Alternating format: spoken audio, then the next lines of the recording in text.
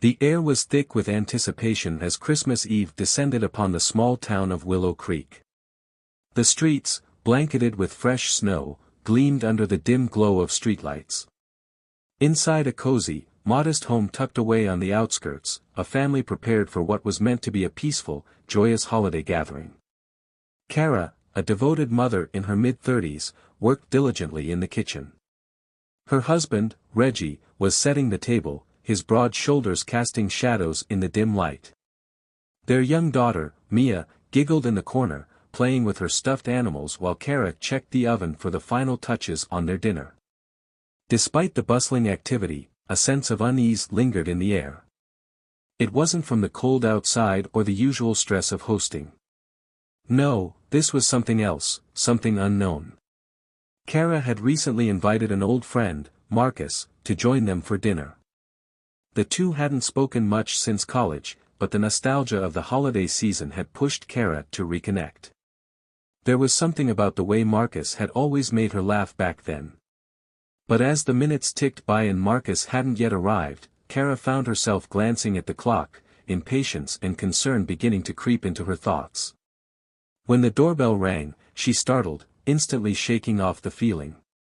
It had to be him. But when she opened the door, she was taken aback. The man standing on her doorstep was unfamiliar. His face was concealed beneath the hood of a thick winter jacket, but his posture was intimidating, his eyes sharp and cold. He didn't speak, but his presence alone was enough to freeze Kara in place. "Is Marcus here?" she asked, trying to sound confident despite the knot in her stomach. The stranger didn't answer right away. He simply stepped inside without waiting for her response, his movements precise and calculated. Kara's heart raced, but she tried to calm herself. Maybe this was a simple mistake, a misunderstanding. But something in her gut told her this was no ordinary visitor. With the door now closed behind him, the man's gaze swept across the room, his eyes narrowing when they met Reggie's.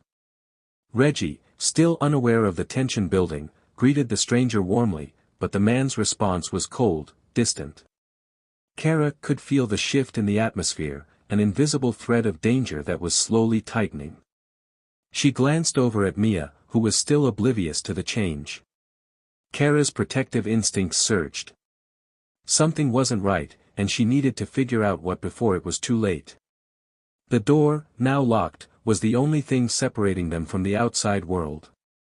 But for Kara, that thin barrier suddenly felt far too thin.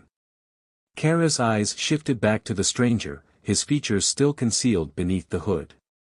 She had never seen him before in her life, yet something about him triggered an eerie feeling deep within her. He had the air of someone who didn't belong.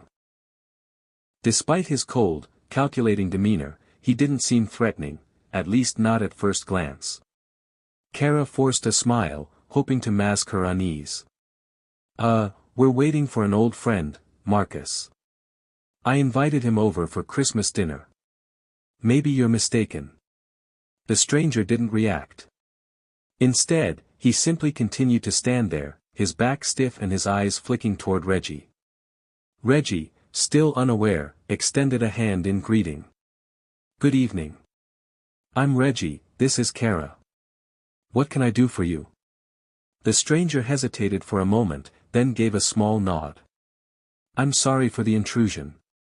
My name's Thomas," he said, his voice low, almost hushed. Kara's confusion deepened. She didn't recognize him, and there was no sign of Marcus following behind. Just this man. She forced her voice to remain steady. "Are you sure you've got the right house?" Thomas didn't immediately respond. His gaze lingered on the table where the dinner was laid out, the scent of roasted turkey and garlic filling the room. Kara was still holding the door, unsure of what to do next. "Well, come on in, then," she said with a nervous laugh, stepping aside just a little. "We've got plenty of food. I'm sure we could use the company." Reggie shot Kara a confused glance, but she simply shrugged, trying to play it off as nothing. They had been anticipating a guest. And the night was supposed to be about joy, not suspicion. Thomas didn't take his eyes off of Kara for a long moment, then, as if snapping out of a trance, he stepped forward, his heavy boots thumping softly on the hardwood floor. He was taller than Reggie, his posture unnervingly rigid. "Thank you," he muttered before stepping into the warmth of the home. Kara's pulse quickened as she closed the door behind him, still unsure of how to respond. The unease she felt was palpable, but she didn't want to make a scene. After all, it was Christmas Eve, a time for peace and goodwill. Yet, something in the stranger's demeanor made her heart race faster. It was almost as though he had been expecting something from this house, something dangerous. "We were just about to sit down," Reggie said, turning back to the table. "You're welcome to join us." Thomas didn't sit right away. He moved toward the table slowly, but his eyes never left Kara. It was as though he was waiting for something, perhaps a signal or a clue. Kara noticed that his movements were deliberate, too calculated. Kara forced herself to maintain composure. This man could be anyone. Maybe he had simply been looking for shelter in the cold. But her instincts screamed otherwise. "You said your name's Thomas, right?" Kara asked, trying to make conversation to relieve the tension. "Where are you from?" Thomas's response was slow, almost deliberate. "I travel. I was in town for a while. Thought I'd stop by." The awkward silence stretched on. Reggie took his seat at the table, not noticing the uncomfortable atmosphere thickening in the air. "Dinner's on, and we'd be happy to share it with you, Thomas." Kara forced a smile and joined him at the table, but her eyes never left their guest. Something about him felt off, and with every passing second, her unease grew. As they sat down to eat, the room felt smaller. The holiday cheer Kara had tried to create was slowly being suffocated by the presence of this mysterious stranger. Her thoughts raced, and she couldn't shake the nagging feeling that something was wrong, something she couldn't quite place yet. She glanced toward the window, half expecting to see Marcus pulling into the driveway. But all she saw was the glowing streetlight, casting long shadows on the snow-covered lawn. Where was Marcus? The dinner table felt cold despite the warmth of the room. The soft hum of the Christmas tree lights above them provided the only comfort, but it felt hollow, like something was just out of reach. Kara tried to keep her attention focused on the meal, but Thomas's presence unnerved her more with every passing second. She kept stealing glances at him, watching as he picked at his food, his hands large and steady, his gaze never quite leaving her. Reggie, thankfully, was distracted. He was busy talking about a promotion he'd just received at work, going on about his plans for the upcoming year. It was an easy subject, one that Kara didn't mind entertaining, but her thoughts kept drifting back to the stranger at the table. "Did you say you were here for a while?" Kara asked, trying to pull herself together. "How long have you been in town?" Thomas didn't immediately respond. His eyes flicked toward the window, where the snow continued to fall softly. There was something distant in his gaze. Something that didn't belong to this world. "A few days," he answered quietly, his voice almost a whisper. "It's been a long time." Kara's heart skipped a beat. A few days. She'd never seen him before in town, and his clothes didn't match any local fashion. He seemed out of place, almost foreign. As if on cue, there was a sudden knock at the door. Kara froze. "That's probably Marcus," Reggie said, looking over at Kara, who had already stood up, her pulse quickening. Her breath caught in her chest, a deep sense of unease welling up inside of her. The knock came again, more insistent this time. Kara hesitated before walking toward the door. "Stay here," Reggie said, looking up from his plate, his brow furrowing as he noticed her hesitation. She nodded, trying to remain calm, but something told her that whoever was at the door wasn't Marcus. Not with the way everything had been feeling so far. Not with Thomas still sitting there, his posture stiff as a board. Kara reached for the doorknob, trying to steady her shaking hand. She opened it slowly, her heart racing as the cold air from the outside rushed into the room. But when she looked up, there was no one there. The darkness outside seemed endless, and the streetlight illuminated nothing but snow.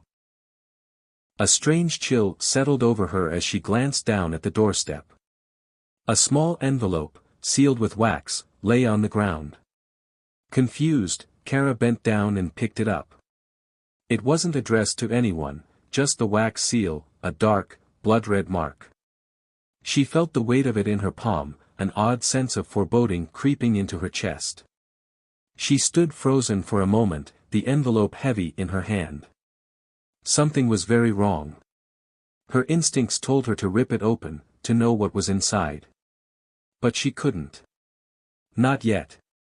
As she turned back to the house, she was startled by the sound of the door closing behind her.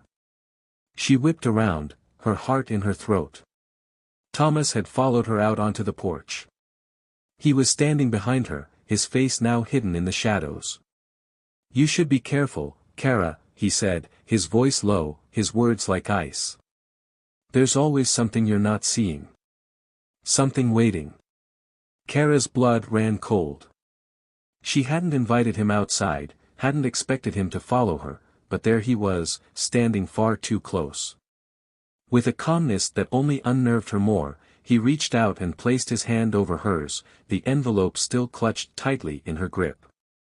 He stared at her, and for a moment, his eyes seemed to burn into her soul. She pulled back, heart pounding. "What do you want from me?" Thomas didn't answer right away. Instead, he simply smiled, a smile that didn't reach his eyes. "I think you already know. The question is, do you want to find out?" The air felt suffocating, and Kara suddenly realized that it wasn't just him she needed to be afraid of. The entire situation, the house, everything, it was wrong. She stepped back, a rush of panic flooding through her veins. "Get away from me," she whispered. Reggie, hearing the tension in her voice, emerged from the doorway. "Kara? Everything okay?" But before she could respond, Thomas's hand shot out, grabbing her wrist with an iron grip. "You shouldn't have invited me," he said coldly. "Now you're part of this." Kara struggled to break free, her mind racing. What was happening? What did Thomas want with her? Was this a sick joke or something far worse? Reggie rushed over, but before he could get to them, Thomas gave Kara's wrist a sharp twist, and everything went dark. Kara's senses came back to her slowly. A haze of confusion filled her mind as she blinked against the darkness. Her head throbbed, and her vision was blurry. She could taste blood, her blood, in her mouth. She tried to move, but her body felt heavy, as though it was weighed down by 1,000 pounds. The first thing she realized was that she wasn't outside anymore. She wasn't on the porch. She was on the floor of her own living room, her wrists bound tightly to the legs of the coffee table. Panic gripped her chest as her surroundings began to come into focus. Reggie's voice was the first thing she heard, muffled by a strange pressure on her head. "Kara. Kara, are you okay?" His voice cracked with fear, but it sounded so far away. Her heart pounded. She tried to speak, but the words caught in her throat. She wanted to scream, to shout for help, but her mind felt foggy, the world spinning around her. She heard movement, then Thomas's voice, low and unsettling. "Don't worry about her. She's just sleeping," he said with an eerie calm. "We'll deal with her later." The sound of footsteps echoed through the room. Kara's stomach twisted, and she realized with a shock that she wasn't alone. Thomas was still there. And whatever twisted game he was playing, it was far from over. Reggie's voice broke through again, desperate. "What do you want from us? Who the hell are you?" "Who I am doesn't matter," Thomas responded coldly. "What matters is who you are, and how much you're willing to sacrifice to save her." Kara tried to struggle against her restraints, but the more she fought, the tighter they seemed to get. The panic was overwhelming. Every breath she took felt shallow, the air thick with the scent of her own fear. Reggie's voice raised, the fear turning into anger. I don't know what kind of sick joke this is, but you need to leave. Kara heard a faint chuckle. Oh, it's no joke. It's very real. And now that we're all here, we can begin. A sense of dread coiled in Kara's stomach as she listened. She wasn't sure what Thomas meant, but the coldness in his voice, the eerie calmness in his tone, made it clear, he wasn't bluffing. Kara couldn't help but think back to the moment when she'd opened that envelope outside. The wax seal. The strange feeling that had settled in her gut. Now, it all made sense. This wasn't just about her. It was about something bigger, something that she had unwittingly invited into her home. The air felt colder, the atmosphere heavy with tension. Every little sound seemed magnified, echoing around the room. Thomas's footsteps, the sound of Reggie's breathing, even the faint whir of the Christmas tree lights, it was all starting to feel suffocating. She wasn't alone. And she wasn't sure how to get out of this alive. Please. Reggie's voice trembled, but there was something stronger in it now, something fierce. Just let her go. Whatever this is, we'll make it right. You don't have to do this. Thomas's answer was a slow, deliberate sigh. You think I care about making it right? You think I care about anything you've got to offer? No. What matters now is that you understand just how far you're willing to go. Kara's pulse raced as she strained against her restraints again, her thoughts whirling. There had to be a way out of this. She couldn't just sit here and wait for something terrible to happen. Her eyes darted around the room. The Christmas tree. The chairs. The fireplace. Nothing was out of reach, nothing was a viable option. She couldn't escape, not unless someone helped her. Her mind raced back to the moments before everything went dark. Thomas had been acting strange, even before he'd knocked her out. His eyes, there was something wrong with them. Something off about the way he'd spoken. But why was he doing this? What did he want? Her breath hitched. It wasn't just a matter of survival anymore. Something deeper was at play, and Kara could feel it, pressing in on her chest like an invisible weight. It wasn't just about escaping.